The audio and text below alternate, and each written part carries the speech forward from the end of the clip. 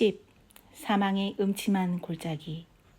나는 꿈속에서 크리스천이 사망의 음침한 골짜기의 경계선 근처에서 빠른 걸음으로 마주 다가오는 두 사람을 만나는 것을 보았다. 그들은 살기 좋은 천국에 대해서 나쁜 소문을 퍼뜨리는 악한 사람들의 자손들로서 서둘러 돌아가고 있는 중이었다. 크리스천은 그들에게 다가가서 말을 걸었다. 크리스천, 어디로 가시는 길입니까? 두 사나이, 돌아가는 중이요. 돌아가는 중이란 말입니다. 당신도 생명과 평화를 귀중하게 여기신다면 지금이라도 어서 돌아가시오. 크리스천, 왜요? 도대체 무슨 일입니까?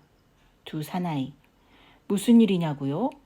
우리는 당신이 지금 걷고 있는 이 길을 갈 수 있는 데까지 가보았죠. 그러나 만일 좀 더 갔더라면 되돌아오기는커녕 거리에서 죽고 말았을 겁니다. 이렇게 살아 돌아와서 당신들에게 소식을 전하지도 못할 뻔했죠. 크리스천, 대관절 무엇을 만났기에 그러는 겁니까? 두 사나이, 우리는 사망의 음침한 골짜기로 들어가기 바로 직전에 운 좋게 우리 앞에 놓여있는 커다란 위험을 보게 되었습니다. 크리스천, 어떤 위험이었나요? 두 사나이, 골짜기 자체가 역청처럼 온통 시커먼 구렁텅이인데 그 안에는 온갖 귀신들, 사티로스, 즉 히랍 신화의 반은 사람이고 반은 염소인 신들과 용들이 우글거리고 있었습니다. 또한 골짜기로부터 고통스러운 울부짖음과 고함 소리가 계속 울려 나왔는데 이것은 쇠사슬로 묶인 채 꼼짝 못하고 구렁텅이 속에 잡혀 말할 수 없이 비참한 지경에 놓인 인간들의 신음소리였습니다. 골짜기 위에는 절망적인 혼돈의 구름이 넓게 깔려 있었고 죽음의 그림자가 그 어두운 날개를 펼치고 있었죠. 한마디로 말해서 구석구석마다 온통 공포와 괴로움이 뒤섞인 채 질서라고는 전혀 찾아볼 수 없는 무서운 광경이었습니다. 크리스천, 당신들이 말하는 위험을 저는 아직 보지 못했지만 제가 소망하는 앙식처로 가는 길이 그래도 이 길밖에 없지 않습니까? 두 사나이, 굳이 가시려거든 가보십시오. 우리는 이 길을 택하지 않겠습니다. 그들과 작별한 크리스천은 가던 길을 계속 나아갔다. 그러나 무엇에게든 습격당할 우려가 있기 때문에 그의 손에는 아직도 칼이 들려 있었다. 그때 나는 꿈속에서 골짜기가 계속되는 오른쪽에 엄청나게 깊은 도랑이 놓여 있는 것을 보았다. 오랜 옛날부터 맹인이 맹인을 인도하려다가 불행히도 둘 다 빠져 죽었다는 곳이 바로 이 도랑이었다. 골짜기 왼쪽에는 대단히 위험한 수렁이 있었는데 아무리 선한 사람이라도 한번 발을 헛디뎌 빠지기만 하면 도저히 발바닥을 붙일 만한 밑바닥을 찾을 수 없는 깊은 수렁이었다. 한때 다윗 왕도 이 깊은 수렁에 빠진 적이 있었는데 전능하고 자비로우신 하나님께서 구원해 주시지 않았던들 그 속에서 질식해 죽었을 것은 의심할 여지가 없다. 또한 골짜기에 뚫린 길은 한없이 비좁았으므로 선량한 크리스천이 겪는 고생은 극심하기 짝이 없었다. 칠흑같이 컴컴한 어둠 속에서 한쪽에 있는 도랑을 피하려고 애를 쓰다가는 반대쪽의 수렁에 빠질 위험이 있고 또한 수렁을 피하려 하다가는 지극히 조심하지 않는 한 도랑으로 굴러떨어지기 쉽기 때문이었다. 이렇게 고생하며 앞으로 걸어가는 크리스천의 입에서는 괴로운 탄식과 한숨 소리가 끊임없이 새어나왔다. 이미 위에서 말한 여러 가지 위험 이외에도 컴컴한 어둠 속에서 좁은 길로 걸어가자니 한 발짝 한 발짝 디딜 때마다 어디를 또 무엇을 디뎌야 할지 종잡을 수 없어서 몹시 딱하고 두려운 처지였다. 그때 나는 이 골짜기의 중간쯤 되는 곳에 지옥의 입구가 있는 것을 보았는데 그것 또한 길가에 접해 있었다. 그것을 본 크리스천은 나는 이제 어쩌면 좋을까 하고 생각했다.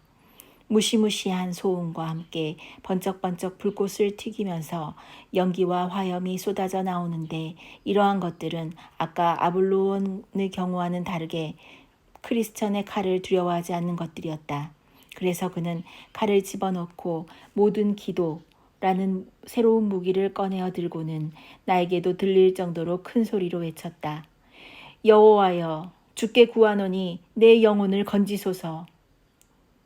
이렇게 기도를 드리며 한참 동안이나 계속 걸어갔지만 불길은 끊임없이 그를 향해 달려들었고 처량한 목소리와 음산한 소음들이 여기저기서 그를 괴롭혔으므로 때때로 크리스천은 이렇게 계속 나아가다가는 그의 몸이 갈갈이 찢기거나 길 위에 진흙처럼 짓밟히지나 않을까 하는 생각이 들었다.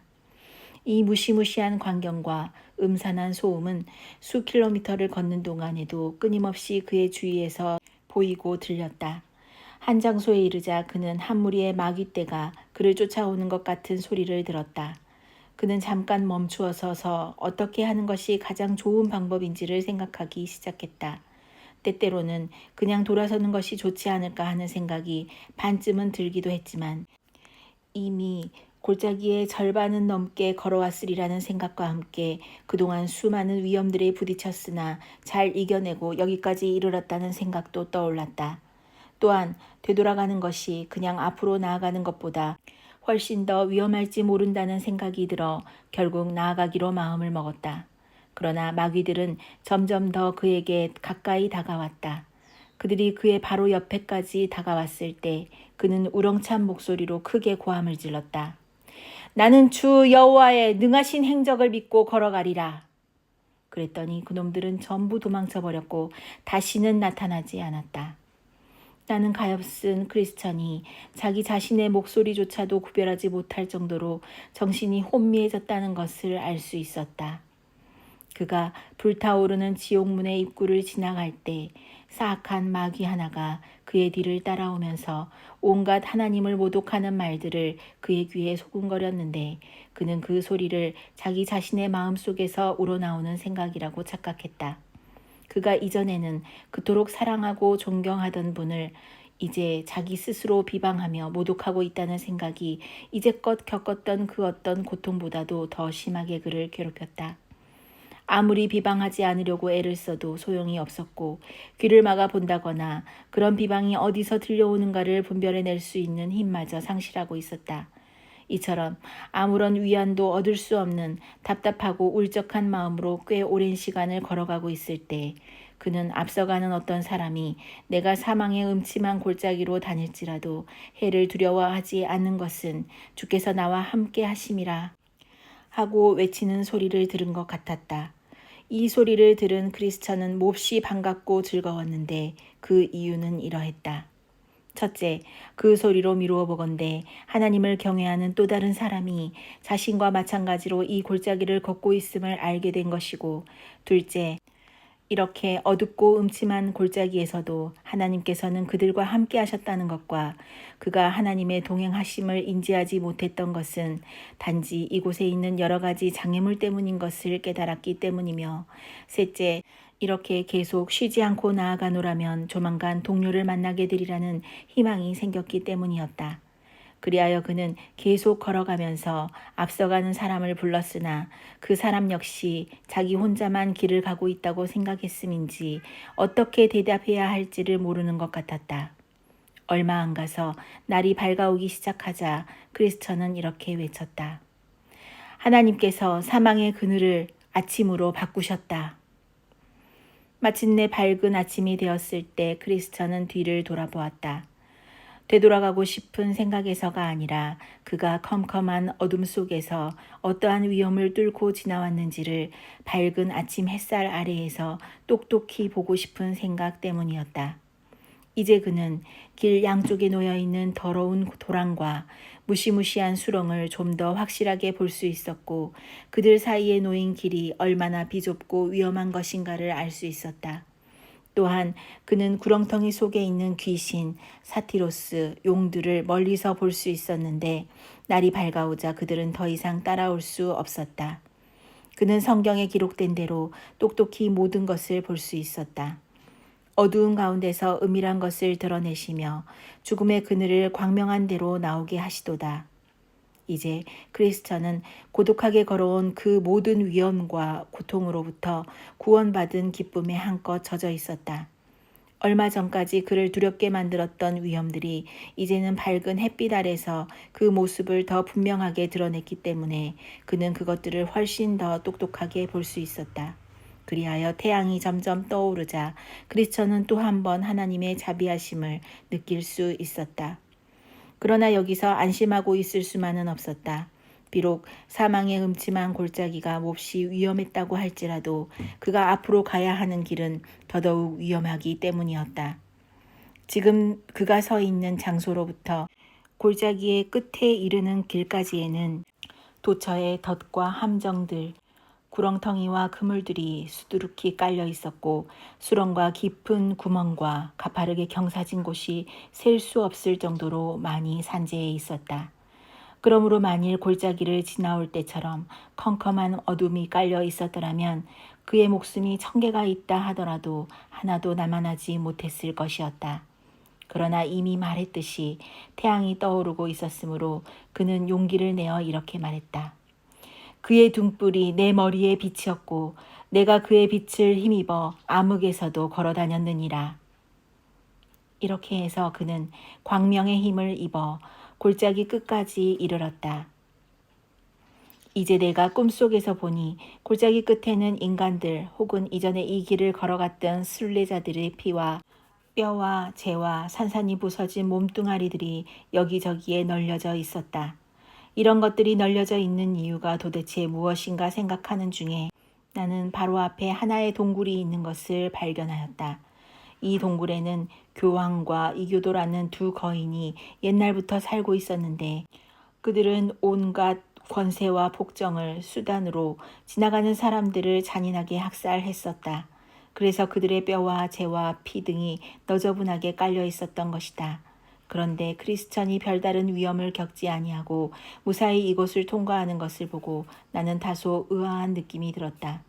후에 알고 보니 이교도는 이미 죽은 지 오래됐고 교황은 지금까지 살아있기는 하지만 나이가 너무 많은 데다가 젊은 시절에 저지른 심한 폭행 때문에 관절이 딱딱하게 굳어져서 지금은 굴 입구에 앉아 지나가는 사람들에게 이를 드러내며 손톱을 깨물 뿐 덤벼들지는 못하고 있었다. 나는 크리스천이 그를 지나가는 것을 보았다. 동굴 입구에 앉아있는 늙은 교황이 그에게 다가가지 못해 그에게 말로 좀 더 많은 놈들이 불에 타 죽기 전까지 너희들은 결코 올바르게 고쳐지지 못할 거다 라고 욕짓거리를 했을 때 그는 어쩔 줄 몰라 하는 것처럼 보였다.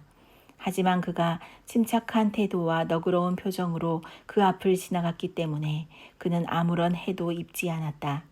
그러자 크리스찬은 찬송을 불렀다. 오, 얼마나 아름다운 세상인가. 이 말밖에는 표현할 길이 없네. 이곳에서 만난 모든 재난으로부터 내가 이렇듯 보호받을 수 있다니. 오, 그 많은 재난으로부터 나를 구원해 주신 손길을 찬송하라. 내가 이 골짜기를 지나는 동안 암흑과 마귀와 지옥과 죄악의 위험이 나를 에워쌌으며 수많은 함정과 구덩이와 덫과 그물이 내 앞에 수두룩히 놓여 있어 어리석고 미련한 내가 덫에 걸리거나 함정에 빠지거나 구덩이에 빠질 위험이 컸는데도 불구하고 이렇게 건강하게 살아왔으니 예수께 영광 돌려 면류관을 드리세.